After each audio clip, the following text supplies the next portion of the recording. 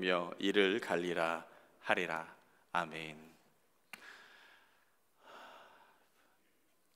자, 은혜 자리에 오신 여러분 주님의 이름으로 환영합니다. 지난주 금요일, 토요일은 우리 2023년도를 위한 정책 당회가 있었습니다. 2023년도에는 무엇을 할까 함께 고민하게 되었고 또한 기도로서 많은 일들을 준비를 했습니다. 근데 화두는 그겁니다.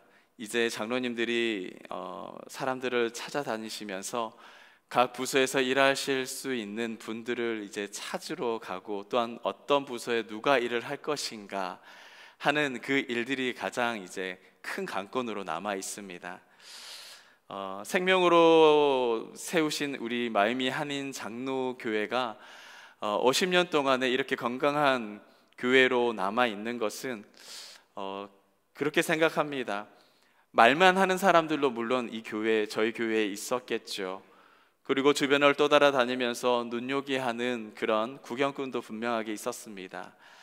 하지만 어려운 일들을 도맡아서 감당하는 사람들, 그러한 사람들, 우리 교회 20%도 되지 않는 그런 일꾼들이 있었기에 하나님께서는 저희 교회를 50년 동안이나 하나님의 교회로, 믿음의 복된 교회로 하나님께서 우리 교회를 세우셨음을 믿습니다. 지난 50년을 돌아보면은 우리 교회는 이렇게 말꾼들도 있었고요, 그리고 구경꾼들도 분명하게 있었습니다. 하지만 우리가 여기까지 올 수 있게 되는 것은 묵묵히 자신의 일들을 잘 감당했던 그러한 일꾼들 때문이다라고 생각을 합니다. 오늘날 교회가 정말로 필요한 것은 이러한 일꾼 아니겠습니까? 짐 스미스라고 하는 사람이 이런 말을 했습니다. 하나님의 교회가 필요로 하는 사람은 작게 말하고 많이 일하는 사람이다 라는 이야기를 했습니다. 물론 이렇게 말을 했다고 해서 교회가 노동자를 찾고 있다라고 착각해서는 결코 안 됩니다. 교회는요, 노동자를 찾는 곳이 아니라 바로 교회는 행복한 일꾼들, 행복한 사명자를 찾는 겁니다. 여러분, 행복한 사역은 무엇일까요? 세 가지의 중요한 근거가 필요합니다. 행복한 사역의 근거 첫 번째로는 목적에 있습니다. 행복한 사역은 사역의 목적이 분명하게 될 때에 우리에게 나타나게 되는 겁니다. 나를 위해서가 아니라는 거죠. 내 기쁨, 내 행복, 그리고 내 영광을 위해서가 아니라는 겁니다. 직분도 마찬가지 아니겠습니까? 나를 위해서 받는 장로, 나를 위해서 받는 목사, 권사, 집사, 여러분 이것 아무 소용이 없다라는 겁니다. 하나님의 기쁨이 되고요, 하나님의 영광을 위한 그런 직분이고, 또 하나님의 영광을 위한 봉사이고, 하나님의 영광을 위한 사역이어야 된다라는 것입니다. 매번 말씀드리는 거지만 여러분, 교회는요, 생명을 살리는 공동체입니다. 이 일이 우리 교회의 중심이 되어야 된다랍니다 하는 겁니다. 그래야 정말 하나님이 기뻐하시는 행복한 사역이 가능해진다라는 말씀입니다. 나라는 존재는 이러한 일을 위해서 존재하는 사람입니다. 이 일에서 여러분, 우리는 쓰임받는 도구가 되어야겠죠. 그런데 도구가 드러나고 그 도구를 들고 있는 하나님이 흐려진다면은 그거 정말 잘못된 것 아니겠습니까? 도구가 드러나지 않아도 그 도구를 들고 있는 하나님께서 드러나신다면 그 또한 그게 가장 큰 복이라는 것입니다. 우리 교회가 이렇게 도구로 드러나지 않아도 행복한 교회가 될 수 있기를 바랍니다. 또한 두 번째는 관계가 있습니다. 관계. 행복한 사역은요, 관계 속에서 행복을 누리게 될 때에 일을 해도 불행하지 않습니다. 제가 말씀드리는 이 관계라고 하는 것은 너와 나의 수평적인 그 관계가 아닙니다. 바로 이것도 물론 중요하겠지만 하나님과 나의 그런 수직적인 관계를 여러분들에게 말씀드리는 것입니다. 하나님과 나와의 그 관계가 바로 정립되지 않고 건강하지 않으면은 그 사람은 나와 너의 관계 속에서도 분명하게 불행하게 되어져 있습니다. 오늘 우리가 교회 안에서 이 수평적인 불행함을, 그리고 불편함을 느끼고 있는 사람은 대부분의 가장 먼저 하나님과 나와의 관계를 점검을 해 보아야 됩니다. 하나님하고 나의 관계가 바르게 되어 있나? 아니면 하나님하고 건강한 관계를 내가 유지하고 있는가? 나는 하나님과의 친밀한 관계 속에서 내가 거하고 있는가? 오늘 이 예배를 통하여서 여러분들이 스스로 한번 점검해 볼 수 있기를 바랍니다. 행복한 일꾼은요, 가장 먼저 하나님과 친밀하겠죠. 일하는 그 일에 1등하는 사람이 아니라 정말 은혜 받는 일에 1등하는 사람이어야 된다라는 겁니다.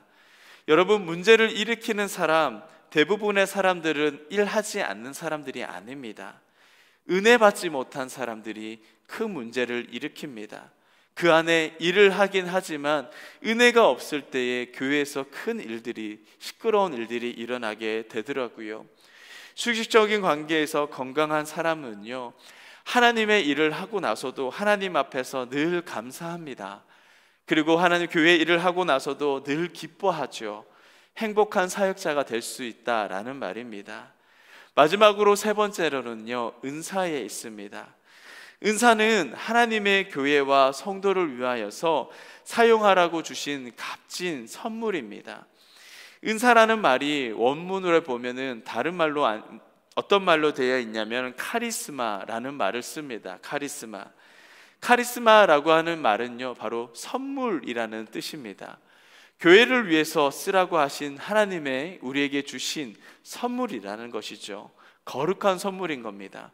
그래서 받은 은사에 따라서 쓰임받는 그 신앙인이 누리는 그 복은 굉장히 큽니다. 신앙생활과 이 봉사가 즐겁고 또한 사역에 열매가 있는 거죠. 근데 은사에 따라서 일을 하지 않으면 어떻게 될까요?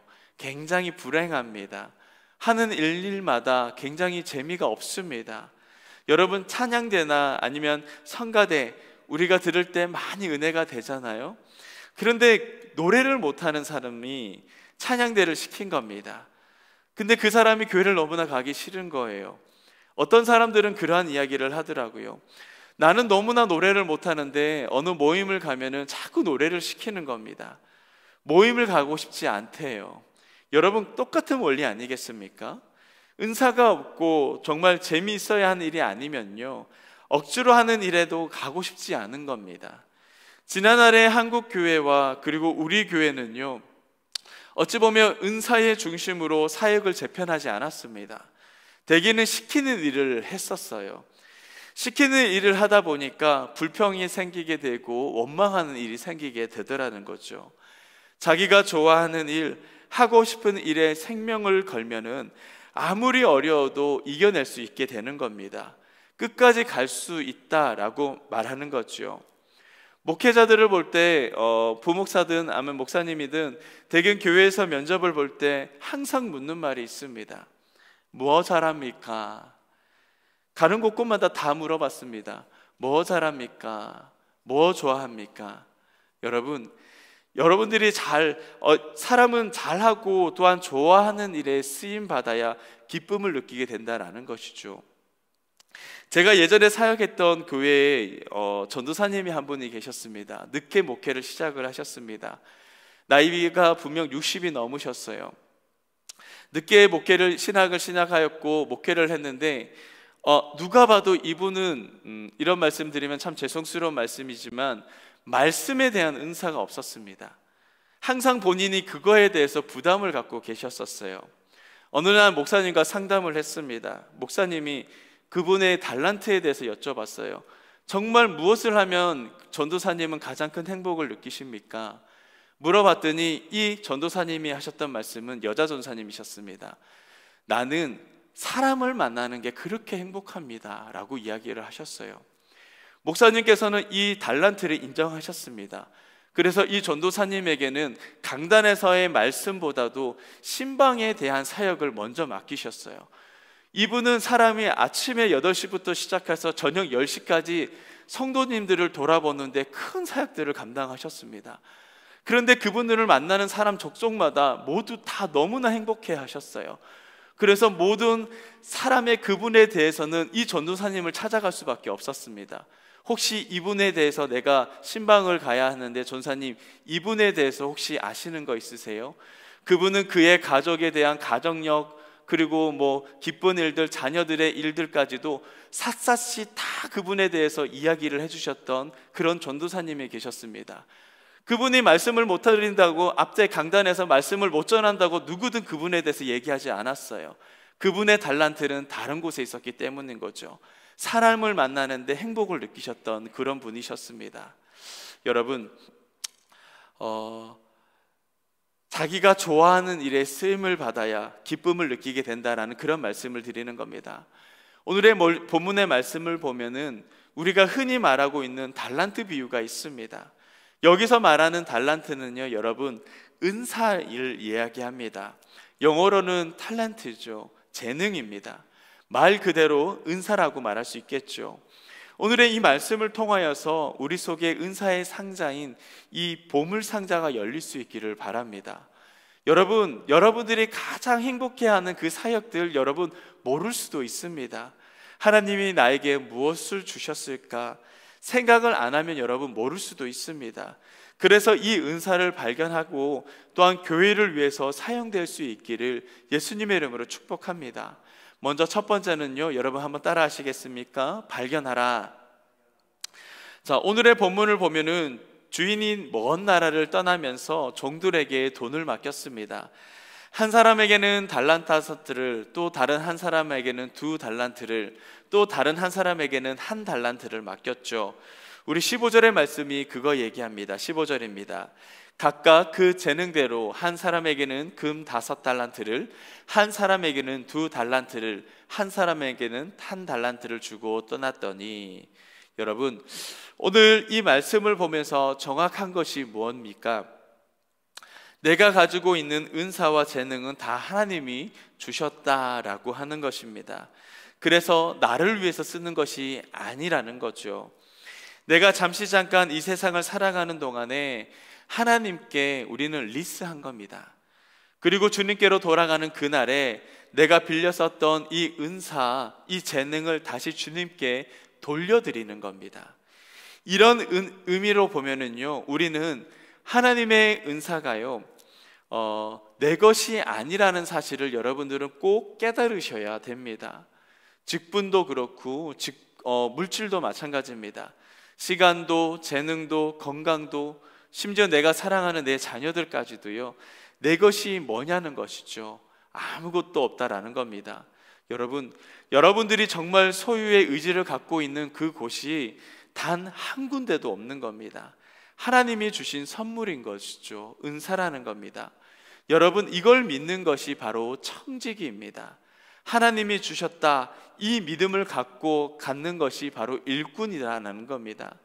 성경에서 하나님께 제일 많이 드린 사람이 누굴 것 같습니까? 우리는 보통 솔로몬이라고 생각하지만 사실 성경 속에서는 다윗이 하나님께 제일 많은 제물을 드렸습니다. 금 5,000달란트, 은 1만 달란트, 놋 1만 달란트, 철 10만 달란트를 하나님께 드렸습니다. 이렇게 얘기하니까 어느 정도인지 여러분 잘 모르시겠죠. 돈으로 환산하면은요, 2000년 동안 단 하루도 빠짐없이 하루에 3만 불씩 헌금해야지 되는 그러한 양입니다. 그런데 이것을 드린 다윗의 고백이 참 놀랍습니다. 역대상 29장 14절의 말씀입니다. 나와 내 백성이 무엇이기에 이처럼 즐거운 마음으로 드릴 힘이 있었나이까? 모든 것이 주께로 말미암았사오니 우리가 주의 손에서 받은 것으로 주께 드렸을 뿐입니다. 다윗은 이러한 얘기를 합니다. 뭐 자랑할 거 있냐라는 거죠. 물질 얼마나 드렸냐고 목에 힘 꽉 주고요, 어깨에 힘 꽉 주고요. 여러분, 다윗의 고백은 그것이 아니라는 겁니다. 내가 가진 것 다 주님의 것인데 라고 말을 하는 겁니다. 나한테 잠시 맡기신 것 다시 갚는다라는 겁니다. 그게 진짜 다윗의 고백이라는 거죠.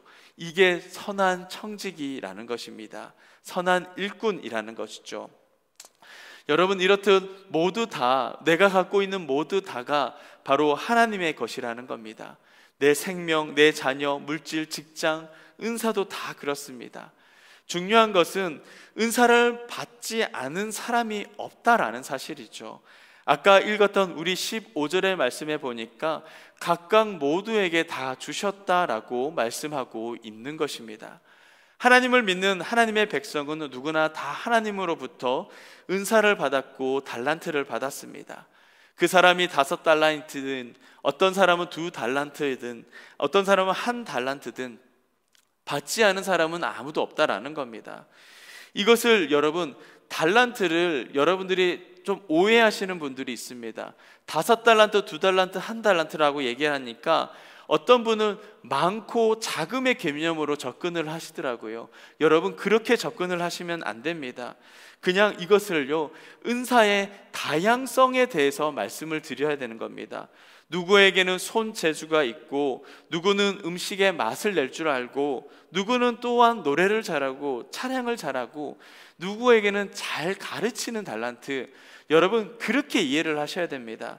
그래서 누군가에게는 식당에서 봉사하면 행복하고요, 또한 누구는 성가대에 서면 그 행복에 극에 달하는 겁니다.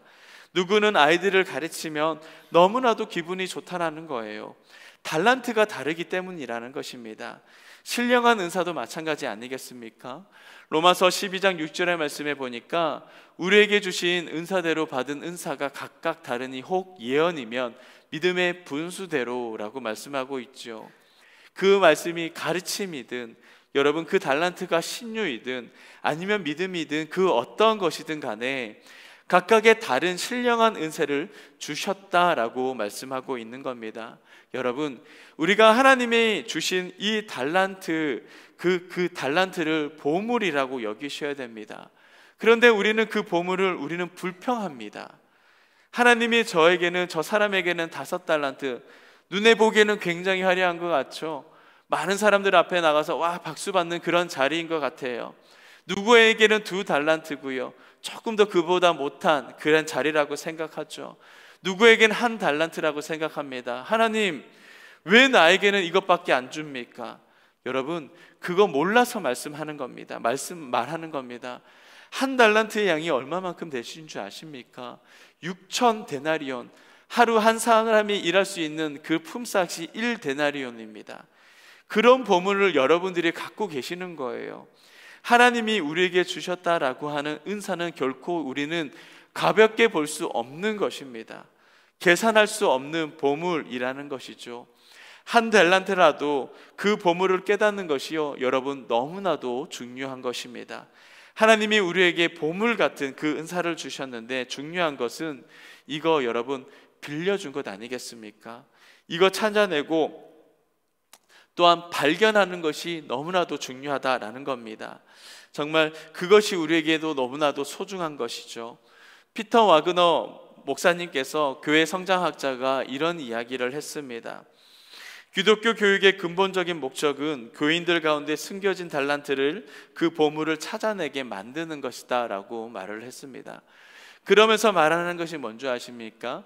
작년 한 사람이 교회에 등록하고 나서 1년 동안에 자신의 은사를 발견하고 봉사를 시작하면 그 교회를 떠날 자가 없다라는 이야기를 했습니다. 또 다른 이야기는 이겁니다. 주일학교 학생이 성장해서 25살 이전에 은사를 발견하고 교회를 섬기기 시작하면 그의 인생은 절대로 교회를 떠날 일이 없다라고 이야기했습니다. 여러분, 재밌는 통계 아닙니까? 우리도 조금 이 말씀에 좀 집중하고 우리가 교회 사역적으로 좀 접근할 필요가 있습니다. 저도 그래 이 말에 대해서 절대적으로 공감합니다. 학생들이 성장하고 나서 20살 이후로는요, 이전에는 말씀을 통해서 분명한 은혜를 받아서 성장을 했을 겁니다. 그런데 20살 이후로 생각했을 때에 이 말씀으로 받고 성장할 수 있는 그에 대한 한계가 분명하게 있습니다. 그런데 그의 한계를 뛰어넘는 게 바로 저는 교회 봉사라고 생각을 하거든요. 청년들의 봉사가 그만큼 중요하다라는 겁니다. 우리 교회를 여러분 주변에 있는 청년들을 보시고 뉴스를 보시고 여러분들이 건면할 수 있어야 됩니다. 여러분들의 자녀들에게도요, 교회를 나오지 않는 것에 대해서 한탄하지 마시고 교회 봉사의 자리를 한번 찾아보시고 내 자녀의 그 달란트에 따라서 그의 봉사의 자리를 한번 맡겨보십시오. 그 아이들이 성장할 때 교회를 절대 떠나지 않는다 라는 이야기가 피터 와그너 목사님이 그런 이야기를 한 것입니다. 여러분, 은사를 그렇게 발견하고 그 은사를 하나님 앞에 쓰이면은 보석처럼 쓰임받는 인생이 된다라는 말씀인 거죠.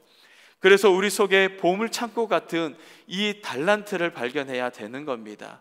이것을 결코 숨겨서는 안 된다라는 것이죠. 찾아내야 되는 겁니다. 한번 따라 하시겠습니까? 받은 은사대로 봉사하라. 성령이 각자에게 나눠주신 은사대로 교회를 섬기는 것이 너무나도 중요합니다. 이럴 때 신앙생활은 너무나도 재미있고요, 교회에 나오는 게 행복한 거죠. 수요일에 나오는 거 너무 행복하고, 토요일날 교회 뭐 할 거 없나 둘러보고 교회 나오는 것이 너무나도 재밌는 거예요. 다시 말하면 은사에 따라서 섬기라고 말씀을 드리는 겁니다. 은사에 따라서 사역을 맡겨야 된다는 겁니다. 그래야 우리 교회가 건강하게 된다라는 거죠. 세상에서 가장 불행하는 사람 어떤 사람이라고 생각하세요? 싫어하는 일 억지로 시키는 사람요. 솔직히 죄송한 말씀들인데 우리 교회도 그런 분들 많이 있습니다. 왜냐? 은사를 무시한 채 우리가 일을 맡겼거든요. 솔직히 제 표현입니다. 그런 사람 전공이나 그 사람이 정말 좋아하는 일 깡그리 다 무시하고, 그런 일들 저런 일들 자리 없어서 곳곳에 맡긴 사람들 많이 있습니다. 한 해가 지나가면 그런 사람들을 보면 번아웃 되죠. 넉다운 되는 겁니다. 그러면서 교회를 떠나기도 하고 힘들어하기도 하고, 두 번 다시는 이런 일을 안 하겠다 얘기를 하는 사람들도 있어요. 하지만 은사를 따라서 또한 그 일들을 맡기면은 그 성도는 아무리 힘이 들어도 정말 행복해합니다. 좋아하는 일 하니까 교회 떠나지 않고 얼마나 많은 열매를 맺습니까? 특별히 하나님의 교회를 섬길 수 있도록 한 가지씩 은사를 주셨다라는 것을, 그 사실을 우리가 깨달은다면은 일단은 여러분, 다른 일에 다른 은사에 대해서 우리가 불평할 필요가 없다라는 거예요. 저 사람은 5개인데 나는 2개, 나는 하나밖에 없네. 그런 열등 의식도 가질 필요가 없다라는 것입니다. 어느 날 당나귀가 가고 있는데 숲속에서 예쁜 여치가 노래를 부르고 있습니다. 찌르르 찌르르, 너무나도 예쁜 소리였어요. 당나귀가 힘든 짐을 지고 있었는데 이 여치의 소리에 따라서 굉장히 힘이 난 겁니다. 어디에서 소리 나나 막 둘러봅니다. 그래서 저 여치가 울고 있는 소리를 따라서 가서 여치에게 물어봤습니다. 여치야, 여치야, 너는 무엇 때문에 이렇게 예쁜 소리가 나니? 어디서 그런 소리가 나니? 너 소리를 듣고 나니 내가 너무나 힘이 나네 라고 얘기하면서 여치에게 물었습니다.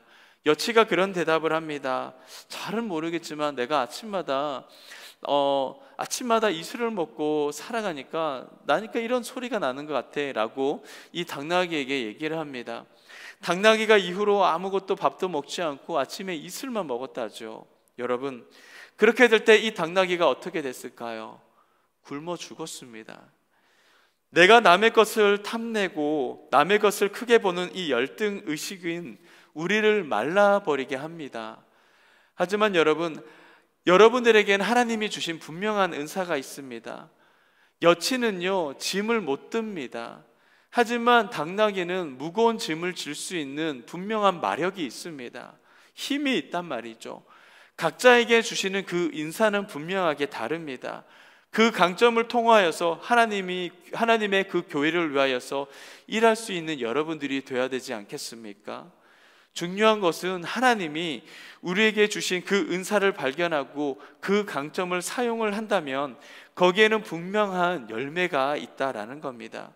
그 열매가 풍성하면 풍성할수록 우리의 삶엔 더욱더 행복이 넘친다라는 것입니다.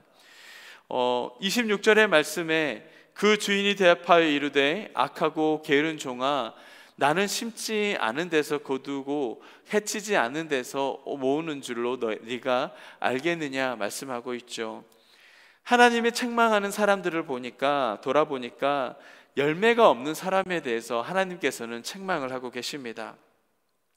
한 달란트 받은 사람은 땅에 묻었으니까 어떻게 됩니까? 열매가 당연히 없지 않습니까? 여러분, 풍성하지 않는 겁니다. 그런데 16절을 한번 보십시오. 5달란트를 받은 자는 바로 가서 그것을 장사하여 또 5달란트를 남기고, 17절을 보세요. 2달란트를 받은 자도 그와 같이 하여 또 2달란트를 남겼다라고 말씀하고 있습니다. 다 열매가 맺었다라고 말씀하고 있죠. 왜 열매를 맺었냐 봤더니 그 말씀 속에서 바로 가서, 또 다른 곳에는 17절에는 그와 같이라고 하는 단어들이 사용되어져 있습니다. 여러분, 은사를 딱 발견하게 되니까 어떻게 되죠? 써야 되는 겁니다. 그래야 그 열매가 맺혀지게 된다라는 것이죠. 그래서 우리가 서로가 행복한 겁니다. 이게 선한 청지기의 모습이다라는 것입니다. 여러분, 생각해 보십시오. 한 달 동안 밖에 자전거를 세워놨습니다. 아무도 타지 않았어요. 바퀴는 자동적으로 바람이 빠져 있기 마련입니다. 그런데 밖에 세워놨지만 하루에 한 번씩 이 자전거를 탄다고 생각해 보세요. 신기하게도 이 바퀴에는 바람이 빠지지 않습니다. 여러분, 바퀴가 빵빵하게, 바람이 충분하게 채워진다라는 거죠. 내 인생이 정말 빵빵한 인생이 되느냐, 아니면 바람 빠진 인생이 되느냐라는 것은요, 여러분들의 그 봉사에 달려 있다라는 것입니다. 사람이 언제 가장 많이 늦느냐 봤더니 은퇴하게 될 때에, 일을 놓기 시작할 때 그 사람은 하루가 다르게 늙기 시작한다라는 이야기가 있습니다. 정말 신기한 거는 은퇴하고 뭘 하고자 하는 일을 붙들고 열심히 하고자 하는 사람들은요, 그 사람들은 결코 늙지 않은 겁니다. 교회에도 그런 사람들 꽤 많이 있습니다. 여러분, 열심히 일하는 사람들 결코 늙지 않아요. 그런데 교회만 되면, 70만 되면 늘 하시는 말씀들이 있습니다. 다 내려놔요. 아유, 내 나이가 다 됐어요. 이제 다른 사람, 젊은 사람들 시키십시오. 그런 말씀 하시는 분들 많이 계시죠. 여러분, 아니라는 거죠. 언제든지 주님 앞에 쓰임 받으십시오. 주님 앞에 가시는 그날까지 젊은이로서 여러분들을 살게 될 것입니다. 그게 바로 젊음 아니겠습니까? 베드로전서 4장 10절의 말씀에도요, 이런 말이 있습니다. 각각 은사를 받은 대로 하나님의 여러 가지 은혜를 받은 선한 청지기 같이 서로 봉사하라 말씀하고 있습니다. 서로 봉사하라. 여러분, 이것은 바로 주님의 명령입니다. 서로 봉사하라. 여러분들을 받기만 하면요, 비만증에 걸립니다. 제가 그거 너무 잘 압니다. 세상 제일 무서운 병이 뭔지 압니까? 못 먹어서 걸리는 병 결코 아닙니다. 많이 받아서 먹기만 해서 걸리는 병이죠. 여러분, 많이 먹어서 걸리는 병이 우리를 죽이게 되는 겁니다. 영적인 것들도 마찬가지 아니겠습니까? 받아 먹기만 하면은요, 움직이지 않으면, 일하지 않으면 이 영적인 균형을 잃어버리게 되는 겁니다. 건강한 모습을 잃어버리게 되는 거죠. 161세까지 살았던 아제르바이잔의 사람이 있습니다. 세상이 떠나기 전에 그 사람이 인터뷰를 몇 번 했습니다. 어떤 신문 기자가 그를 찾아왔어요. 첫 번째 그를 인터뷰할 때 그 아제르바이잔 사람이 그런 이야기를 했습니다. 자기가 먹는 게 좀 특별하대요. 나는 오가닉을 많이 먹고 유기농을 많이 먹습니다 라는 이야기를 했습니다. 그런데 몇 년이 지나고 나서 이 사람이 또 이야기를 했어요. 나는 매일같이 운동을 합니다 라는 이야기를 했어요. 그런데 시간이 조금 더 지나고 나서 몇 년 후에 그가 진짜 오래 산 방법에 대해서 이야기를 했습니다. 내가 계속 살아보니까 이전에 이야기했던 좋은 것을 먹고 또한 좋은 운동을 했던 것, 사실 이것도 중요하지만 가장 중요한 것을 발견했습니다 라고 그가 마지막으로 인터뷰할 때 뭐라고 얘기했냐, 내가 100세가 넘도록 나는 일을 했고 130세가 넘도록 내가 일을 했고 140세가 넘도록 나는 일을 했습니다. 내가 일을 한 게 내 건강의 중심이었구나, 장수의 비결이었구나 라는 것을 내가 깨달았습니다 라고 신문 기자와 그렇게 인터뷰의 마지막 내용이었습니다. 여러분, 좀 어려워도 힘들어도 하나님께서 여러분들에게 맡겨주신 사역들은 여러분 놓지 마실 수 있기를 바랍니다. 끝까지 여러분 그거 붙들어 가시면서 영적 장수의 은혜가 저와 여러분들의 가운데 충만해질 수 있기를 예수님의 이름으로 축복합니다.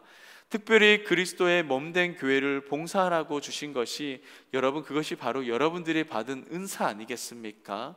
그리스도의 몸된 교회를 봉사하라고 주신 것이 바로 그 은사입니다.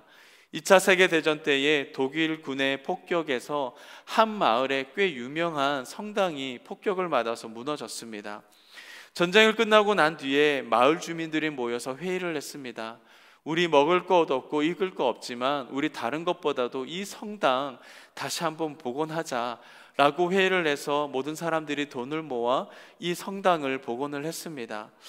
문제는 이 성당 앞에 세워졌던 이 예수상이었습니다.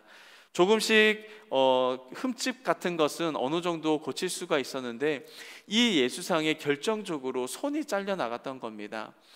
다시 마을에 회의를 했습니다. 오랜 시간 동안 회의를 했어요. 근데 이 조각상을 조각했던 사람이 죽었기 때문에 계속적으로 복원을 할 수 없어서 마을 사람들이 모여서 회의를 한 끝에 이 손을 고치지 말자라고 결정을 했습니다. 그래서 이 마을 사람들은 이 동상 밑에 이렇게 적어놨습니다. 우리 그리스도는 손이 없다. 그 대신에 우리가 있다. 라고 하는 이야기를 적어 놓은 겁니다. 여러분, 예수님의 손에 손이 없다는 겁니다. 손 대신에 우리가 있다라는 이야기를 합니다. 우리 유장로님의 손이 예수님의 손이 되는 겁니다. 우리 임 집사님의 손이 그 예수님의 손이 되는 거죠. 우리 권 집사님의 손이 예수님의 손이 된다라는 것입니다. 우리가 주님의 손으로서 그 역할을 감당하지 못하면은요, 우리 예수님께서는 여러분 영원한 장애를 안고 살아가는 겁니다. 주의 손과 발이 되어서 세상을 치유하면서, 여러분, 이게 바로 우리의 사명 아니겠습니까? 예수님의 손이 될 수 있기를, 결단할 수 있기를 바랍니다. 그리고 여러분들에게 도전합니다. 2023년도에는요 우리 모두 다가 이렇게 쓰임받기를 예수님의 이름으로 축복합니다. 더 놀랍고 더 무서운 것은 마지막에 하나님께서 그 모든 것들을 다 계산하신다라는 겁니다. 오늘의 본문의 19절의 말씀 한번 보시죠. 오랜 후에 그 종들의 주인이 돌아와서 그들과 계산할세. 인생의 마지막 심판대 앞에 어떻게 살았느냐, 하나님께서 계산기 딱 앞에 두고 계산해 나가신다라는 것입니다. 누군가에게는 그렇게 말씀하시겠죠. 착하고 충성된 종아. 또 다른 누군가에게는 그러실 겁니다. 우레와 같은 소리로 이 악하고 게으른 종아, 내게 맡기신 것에 계산할 날이 오게 될 것이다 라고 하는 말씀입니다. 특별히 우리 영적 지도자라고 말씀할 수 있는 우리 리더나 아니면 혹은 교육자님과 혹 장로님들에게, 여러분들에게 도전을 합니다. 우리 성도님들은 부서를 맡기는 일, 그리고 행정을 맡기는 일을 주셨지만 여러분들에게, 특히 우리에게는 생명을 맡은 사람들이십니다. 여러분들이 절대로 게을러서는 안 되십니다. 그 일에 게으르시면은요, 여러분 그 일들 그만두셔야 됩니다.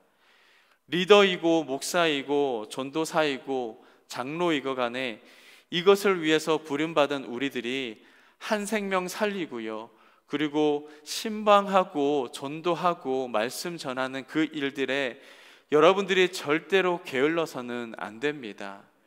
도전합니다. 여러분, 생명 살리시는 일들에 정말 착하고 충성된 종들 될 수 있기를 예수님의 이름으로 축복합니다. 부끄럽지 않게 여러분 꼭 생명 살려내십시오. 맡기신 그 일들에 우리 심판대 앞에서 게을러다, 악하다 이런 말 듣지 말아야 되지 않겠습니까? 분명 여러분들 많이 지치신 거 압니다. 누구도 위로하지 않은 거 알고, 사실 참 그런 부분들 보면은 마음이 참 아픕니다. 저 같은 사람들 잘 그런 거 모르거든요. 그런데 여러분들을 위해서 기도하는 사람들 분명하게 있다라는 것 잊지 마시고, 여러분들이 다시 한번 무언가에 도전할 수 있는 힘을 주시는 분은 다름이 아니라 바로 하나님이시라는 것을 꼭 기억할 수 있기를 바랍니다. 그래서 여러분, 말씀 앞에서 무엇보다도 예배 앞에서 다시금 세워질 수 있기를 축복합니다. 우리 수요 예배 많은 분 안 오셨죠? 영상으로 보고 계시는 또 다른 분들이 계시다면 여러분 예배 가운데 꼭 나올 수 있기를 바랍니다. 우리 수요 예배 꼭 참석을 하시고요. 새벽 예배 여러분 꼭 참석할 수 있기를 바랍니다. 그게 여러분 부담이 될 수도 있고 체력적으로 힘든 거 압니다. 하지만 하나님 앞에 예배 드린다라는 것, 하나님 앞에 기도한다라는 것은 내 힘으로 하는 것이 아니라 하나님의 힘을 빌어서 한다라는 것을, 그것은 곧 겸손의 자세이고요, 하나님의 종된 삶의 자세라는 것을 여러분 잊지 마시길 바라요. 1시간 정도 빨리 주무시면 됩니다.